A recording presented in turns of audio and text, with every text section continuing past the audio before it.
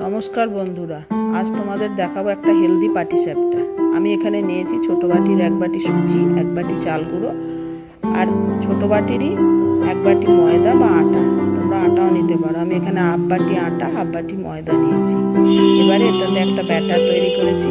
ব্যাটারটার মধ্যে আর কিছুই দেবে না।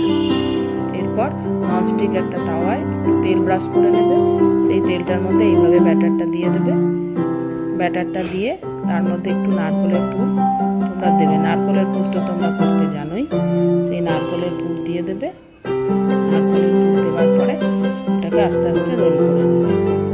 এবারে আর পরের বারগুলোতে একদমই তেল দিও না। দেখবে আস্তে আস্তে ওই তেলেই আস্তে আস্তে উঠে উঠে চলে আসছে। একটা একটা করে এইভাবেই তোমরা করে নেবে। তাহলেই একটা হেলদি পাটিসাপটা হয়ে যাবে। খেতেও খুব ভালো লাগবে। যদি তোমাদের ভালো লাগে তাহলে একটু লাইক শেয়ার করে দিও আর সাবস্ক্রাইব করতে ভুলো না।